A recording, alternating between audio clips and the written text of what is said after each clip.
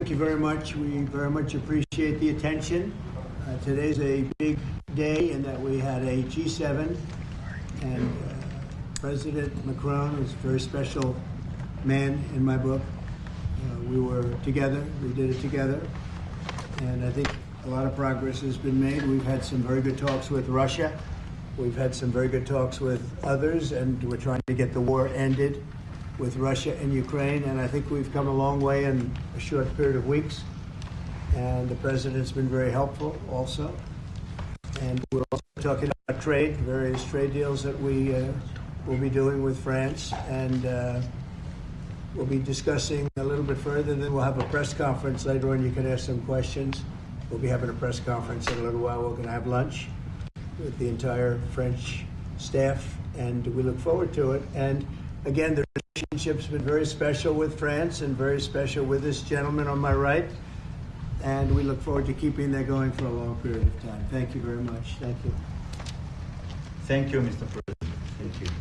Thank you. No, thank you. I want to thank Mr. President for his hospitality. We had a good discussion this morning for the G7 here. Yeah. And for the third year of this war in Ukraine. And I think our common objective clearly is to build peace, and a solid and long-standing peace. And this is what we will discuss, obviously, because I have great respect for bravery and the resistance of Ukrainian people. And we do share the objective of peace, but we are very aware of the necessity to have guarantees and a solid peace in order to stabilize the situation.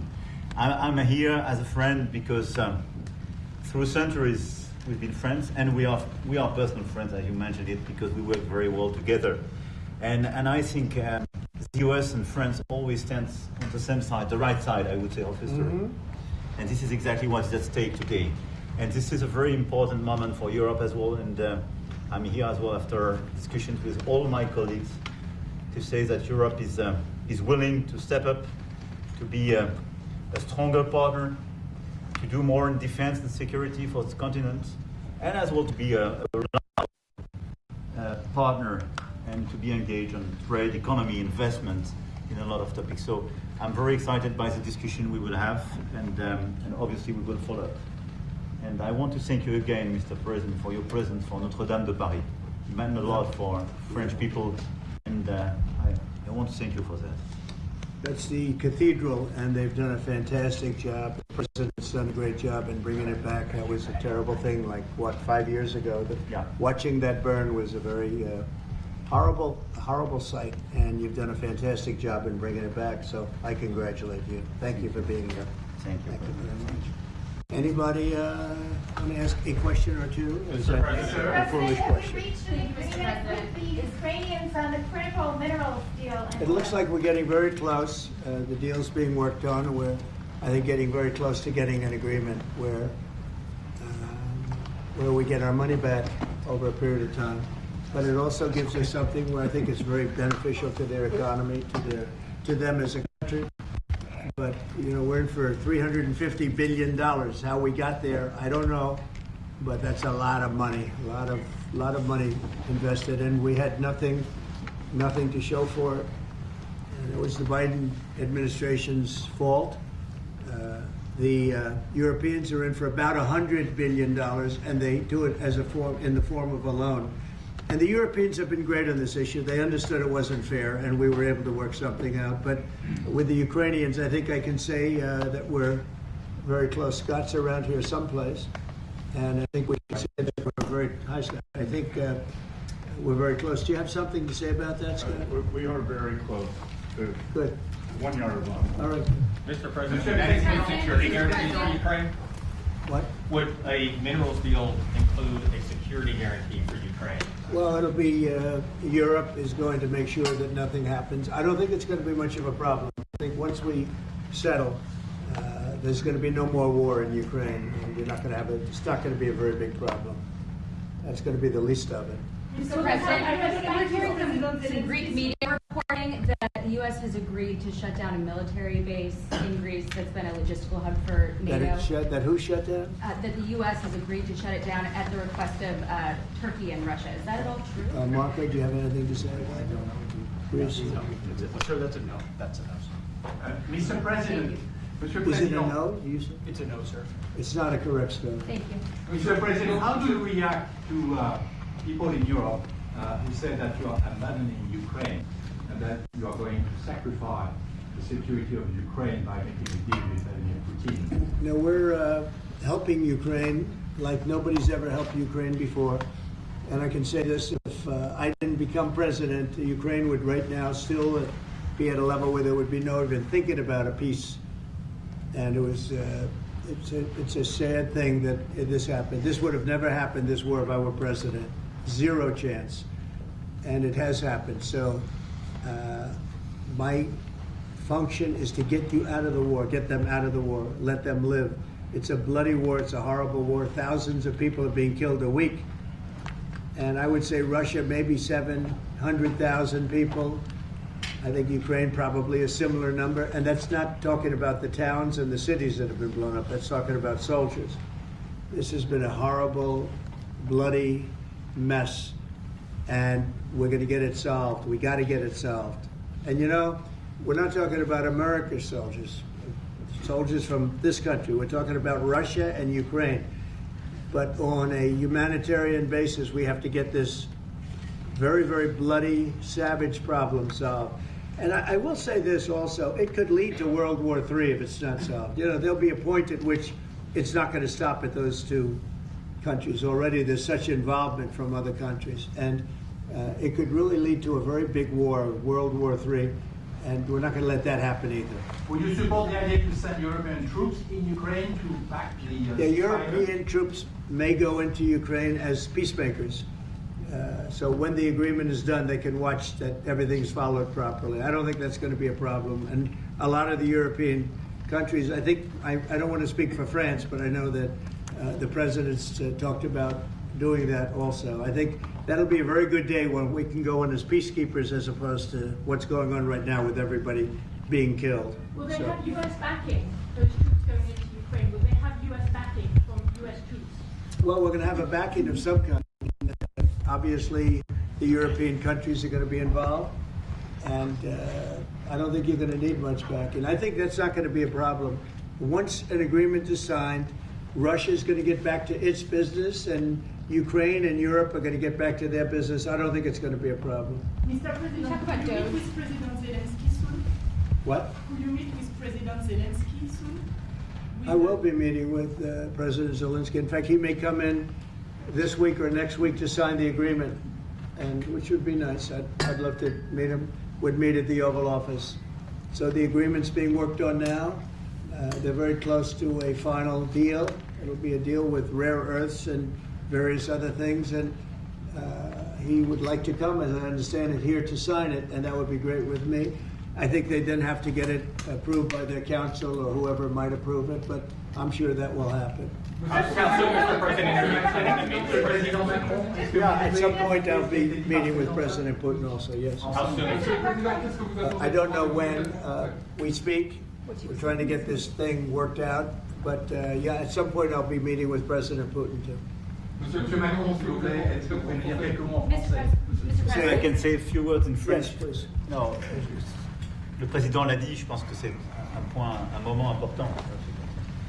C'est un moment important de la discussion. On veut bâtir la paix en Ukraine et le bilan qui a été rappelé, en réalité, il y a plus d'1 million de morts et de blessés depuis le début de ce conflit et de cette guerre d'agression.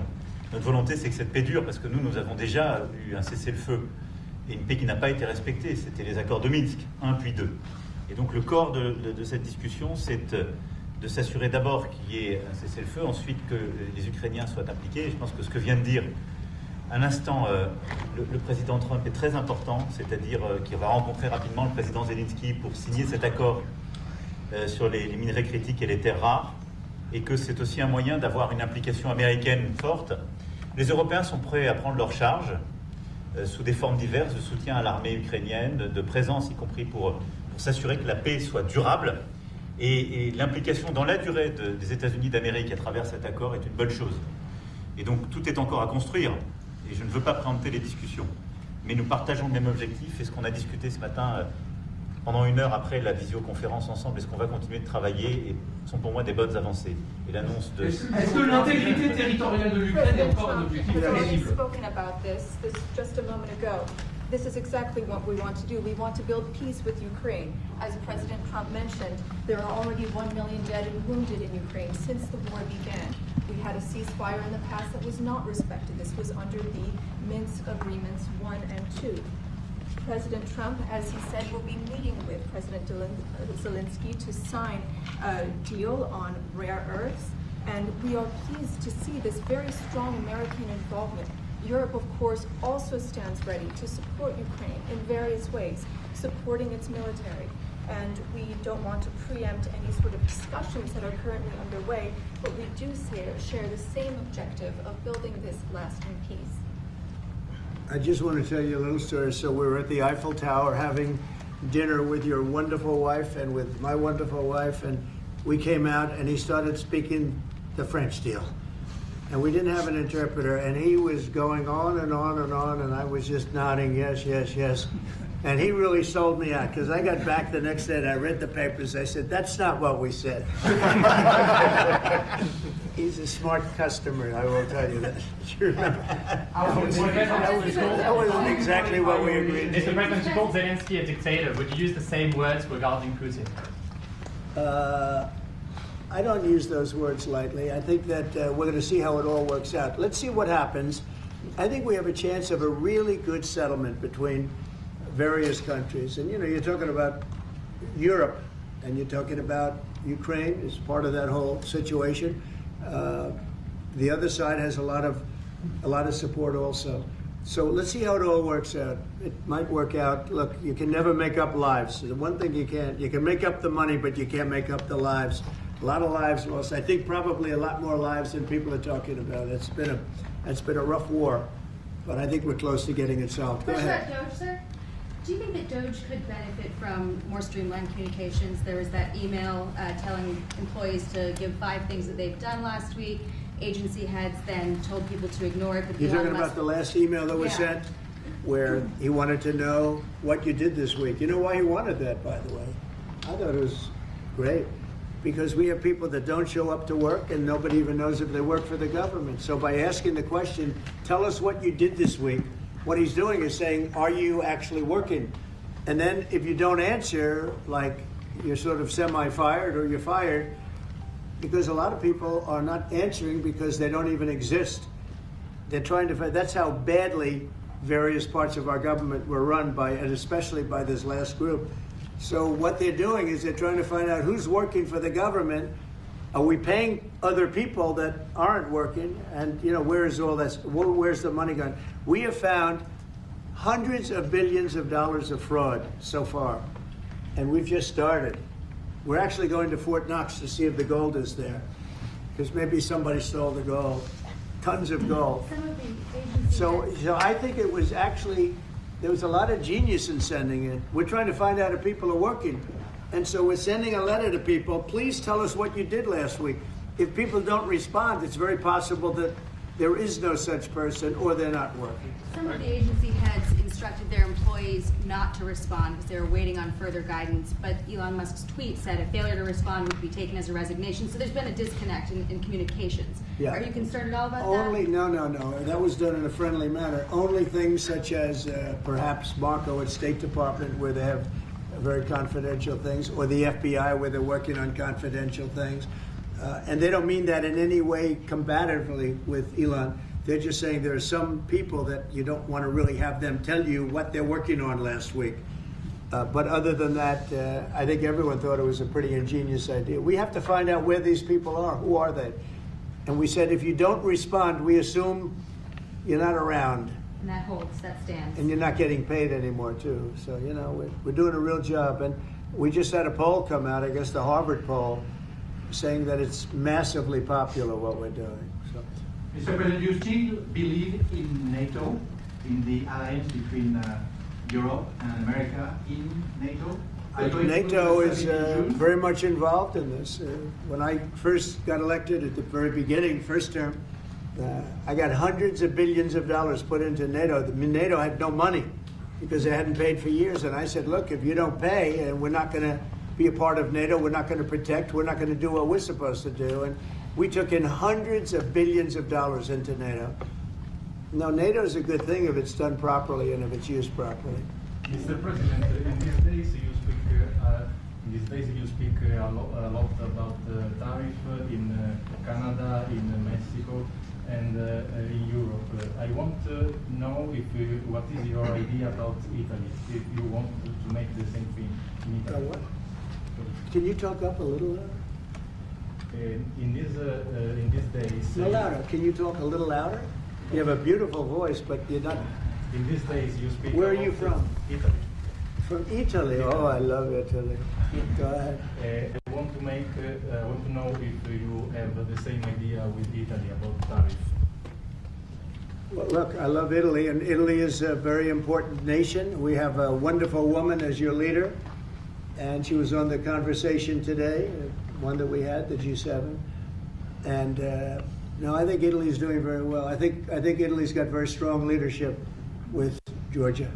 Monsieur le Président, qu'est-ce que vous répondez au président Trump qui a dit que les Français et les Britanniques n'avaient pas Any other questions over here? Yes, ma'am. Can you clarify what you meant in your truth today on the major economic development transactions between the U.S. and Russia? Any more details? With respect to what, Russia?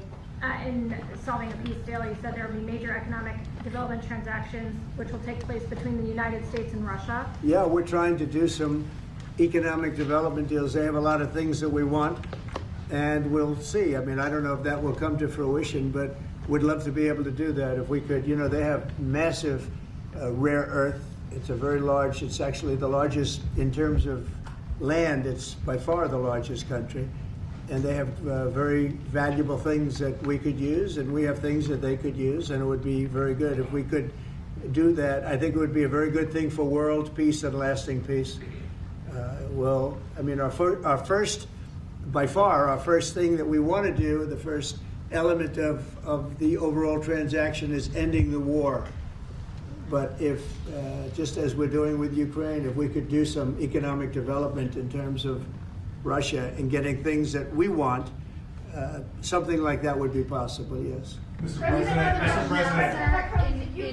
Yes, go ahead, please. Can you explain the rationale in having the U.S. vote against the UN resolutions that Ukraine proposed and also the U.S. proposed? I would rather not explain it now, but it's sort of self-evident, I think. Mr. President, you talked about increasing the tariffs on products from the European Union. Is that still something you want to do today? Well, it's not increasing, it's reciprocal. So whatever they charge us, we're charging them. So it's not a question of increasing. If they charge us 20%, we charge them 20%. If they charge us 30 or 40%, then we do that too. So that would be on European Union, but that really would be with respect to everybody. It's reciprocity. So reciprocal. Whatever they charge us, we charge them. Nobody has a problem. Even you, I see you don't have a problem anymore, right? Mr. President, are you thinking of going to Moscow soon, maybe in May for the 9th of May for the... I mean, not soon, but I would be certainly, if this all gets settled out, which I think it will, sure, I would go there. Sure. And he'd come here too. On the 9th of May on the Red Square? I don't know, 9th of May, no, I don't. I think that's pretty soon. But no, at the appropriate time, I would go to Moscow. Monsieur le Président, est-ce que l'envoi de troupes françaises ou européennes est envisageant en Ukraine? How soon? Within weeks. Weeks? Yeah, I think so. Right? Don't you think so? I'd like to have you. I think we could end it within weeks if we're smart. If we're not smart, it'll keep going, and we'll keep losing young, beautiful people that shouldn't be dying. And we don't want that. And remember what I said, this could escalate into a third world war. And we don't want that either. Mr. President, your envoy Steve Witkoff suggested a temporary ceasefire in the conflict with the Russian government has denied that out of hand. Do you worry that they're not dealing in good faith? No, I think they at some point will agree to that. I think they probably wanted to. And I think once you have a ceasefire, it's going to end because they're not going from a ceasefire back to war. I think people have had they're full. I'm just glad I was able to help because there was no communication with Russia until I came along. Biden didn't communicate. He couldn't communicate with his own child. So Biden didn't communicate. He couldn't. It was terrible. He hadn't spoken to Putin in 3 years. You're trying to end a war. People are being killed. Every week, thousands of people are being killed. Soldiers, in this case, mostly. Also towns, as missiles go in and back and forth. No, it's a shame. This should have never happened. This is a very sad, this is going to go down in the history books. This is a very sad moment because that should have been stopped. That should have never started. And if it did start, it should have stopped the first week, not 3 years later. Okay? Je vais répondre, if you allow me, because I have je pense que plusieurs questions de votre collègue qui ont été posées en français et qui rejoignent les questions posées par les collègues américains.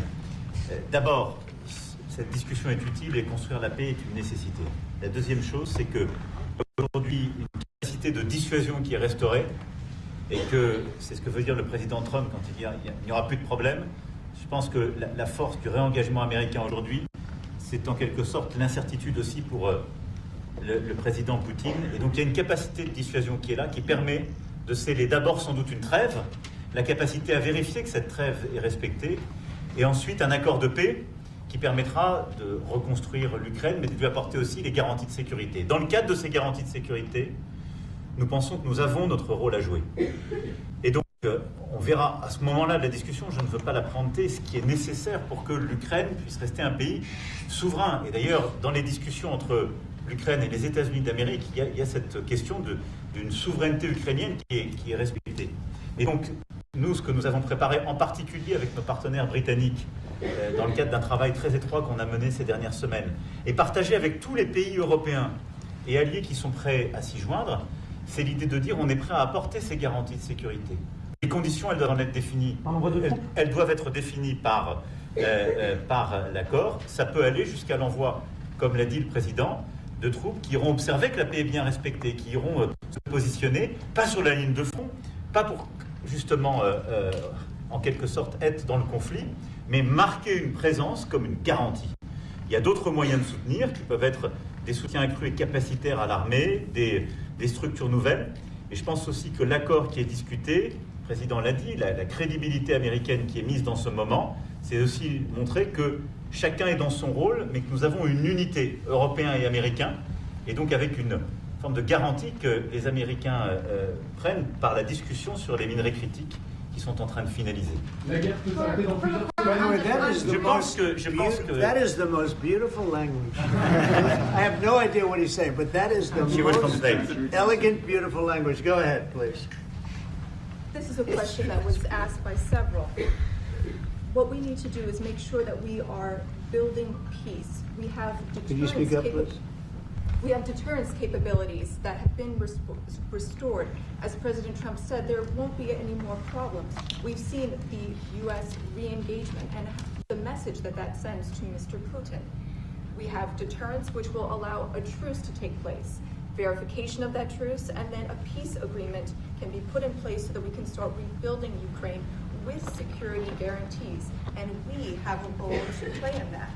Again, I'm not preempting any discussions, but we've spoken about Ukraine's sovereignty, and that has been a subject of discussion between the U.S. and Ukraine. We have also been working closely with our British partners this week. We've shared this information with other European countries, and we are ready and willing to provide those security guarantees, which could perhaps include troops, but they would be there to maintain peace. They would not be along the front lines. They would not be part of any conflict. They would be there to ensure that the peace is respected. Our assistance may include other capacity building, perhaps for the military. We see U.S. credibility here. We each have our role to play, but it will be done in a united fashion. Mr. President, do you think that Ukraine should give up a part of its territory? Well, we're going to see. It's a negotiation that's just starting, and they've been fighting, and there's been a lot of land that's been taken. So we'll have to see how that works out. That's part of the negotiation. I will say there was great unity in that room today. We were via Skype or whatever, but it was great tremendous unity today in that room with the other countries. Ukraine wants I was very those impressed. territories back. Can they take it back? What they lost in the past years? That's not an easy thing to do, is it? Right? It's not easy. You know, just asking whether or not you can take back the land that they lost. And I say that, yeah, perhaps some of it, yeah, I hope so. But that's not an easy thing to do. But not everything.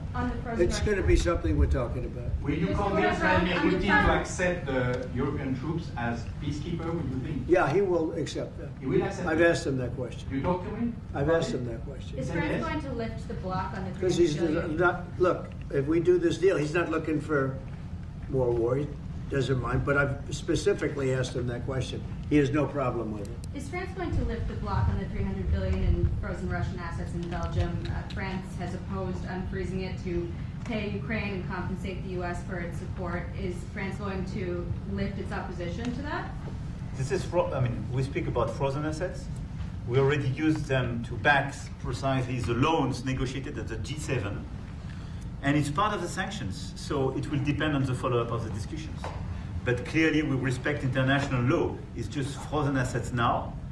You can take the proceeds of the frozen assets, but you cannot take the assets themselves because it's not respecting international law, and we want to respect international law. How is one different than the other? If you can take the proceeds from it, how can you not take Because it's the very different. You keep the assets, you take the proceeds because they are paralyzed in a certain way. You take the proceeds during the wartime, but you keep the assets, and it's part of the negotiation at the end of the war. Because, this war costed all of us a lot of money. And this is the responsibility of Russia, because the aggressor is Russia. Should the US be compensated? So at the end of the day, this frozen asset should be part of the negotiation. All in all. Will France support the U.S. being compensated? I support the idea to have Ukraine first being compensated because they are the ones who have lose a lot of their fellow citizens and being destroyed by these attacks. Second, all of those who paid for could be compensated, but not by Ukraine, by Russia, because they were the one to aggress. Again, just so you understand, Europe is loaning the money to Ukraine. They get their money back. No, in fact, to be frank, we paid 60% of the total effort, and it was through, like the US, loans, guarantee, grants, and we provided real money. To be clear, we have 230 billion frozen assets in Europe, Russian assets, but this is not as a collateral of a loan because this is not our belonging. So they are frozen. If at the end of the day, in the negotiation we will have with Russia, they're ready to give it to us. Super. It will be loan at the end of the day, and Russia will have paid for that. If you believe that, it's okay with me. Mr. President, they get their money back, we don't, and now we do. But that's only fair. Mr. President, do you think Russia should be the one that pays everybody back, the aggressor? Well, we're negotiating everything, and everything's on the table, and we'll see if we can get some land back, and we'll see about a lot of different things. And we're going to be making a little speech and say a few words. In a little while, we're going to have another meeting, a luncheon meeting, and we'll see you in about 2 hours. Okay? Thank you very much, everybody. Thank you, Fred. Thank you, Fred. Moving out. Thank you. Moving out. Thank you very much. Thank you. Thanks, guys. All right, head out this one right here, right here. Moving out. Right here. Cameras, let's go. Outdoors. Nice seeing you. Head it out, Fred. Thank you. Our team. Thanks, guys. Straight out. Thank you. Keep going.